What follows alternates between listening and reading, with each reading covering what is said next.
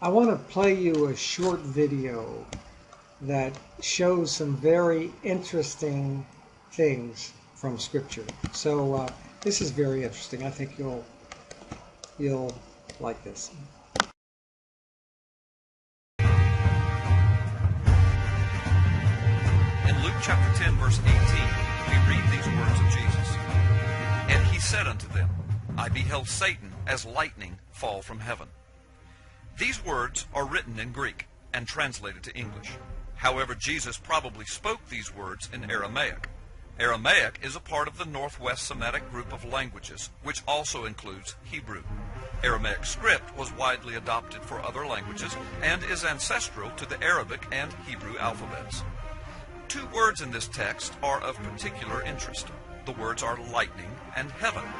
Jesus said, I saw Satan falling as lightning from heaven. In Greek, the word for lightning is astrape.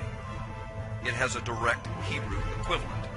From Strong's Hebrew Dictionary, words 1299 and 1300 from the Hebrew language, the word for lightning is barak. In the Greek text of Luke chapter 10, the word translated as heaven in Greek is uranos.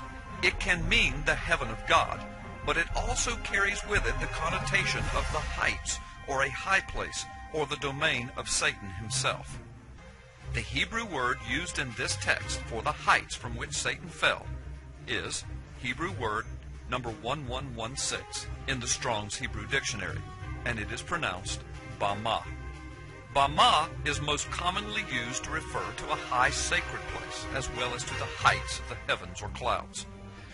So in Jesus' prophecy of Luke chapter 10, verse 18, if spoken by a Jewish rabbi in Hebrew, influenced by the poetry of Isaiah, he would use, in one form or another, depending upon the exact wording and context, the words that come from the root forms of these two Hebrew words, barak and bama, to describe Satan falling like lightning from on high. Hebrew for lightning is barak, and Hebrew for the heights or the high places is bama.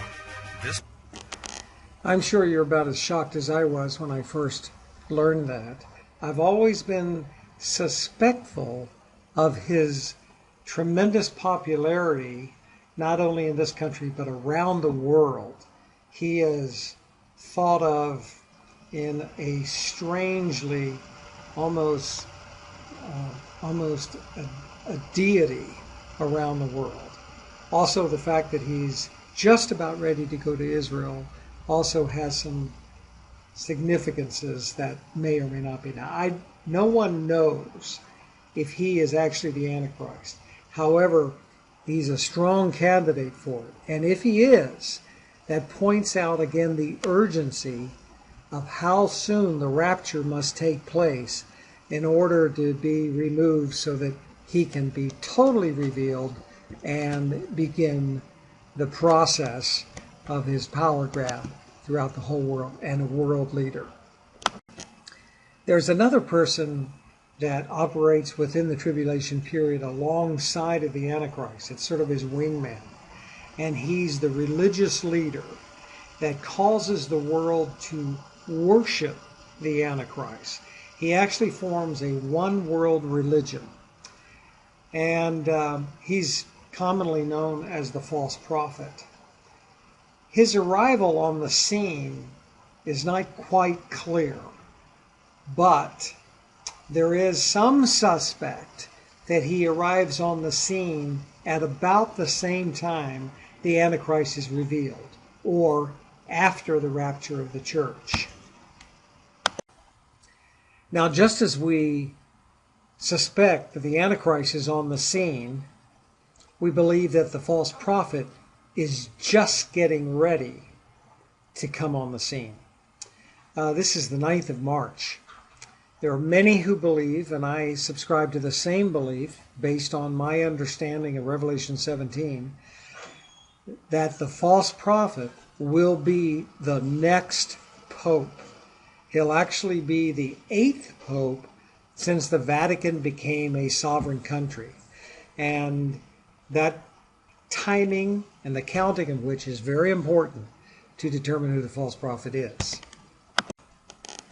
When Pope Benedict announced a few weeks ago his retirement, which is the first time a pope has retired and resigned in 600 years, it was very significant. Again, part of Revelation 17 talks about this particular pope having a very short reign, followed by the final pope, who actually is the false prophet and who is part of the tribulation period. Now, the conclave, today's the 9th of March. Apparently on about the 11th, in a couple of days, the conclave to elect the next pope begins. It could take 3 days, it could take 3 weeks, but we know that they're anxious to come up with one. What's really significant and part of the urgency is that I'm again suspectful that the rapture of the church might have to take place before the false prophet is revealed, because if they both come on the scene about the same time, which looks that it might take place that way, we're going to have to be out of here very soon. One other item that involves the urgency of why the timing seems to be so short. Right after the rapture of the church, there is an invasion of upon Israel from its Arab neighbors and and Turkey and other parts of the north. Russia, it looks like it's part of it as well.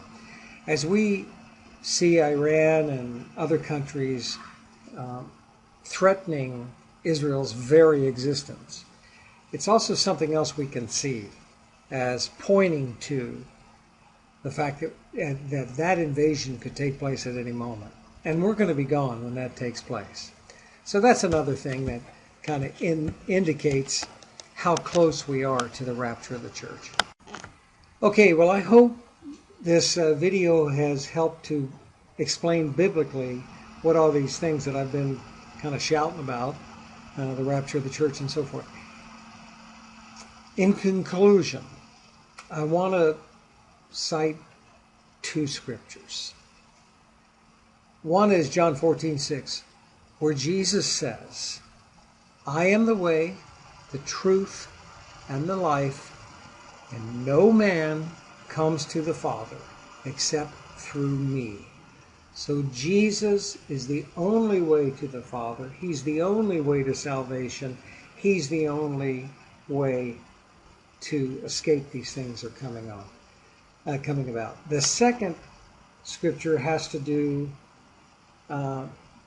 with the tribulation period.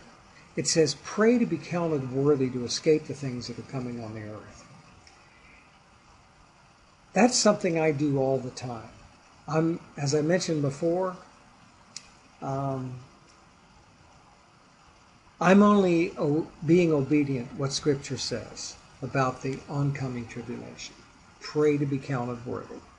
And that's what I do. And I pray for all of you as well, all the time. So I hope this has been enjoyable, and thanks for watching.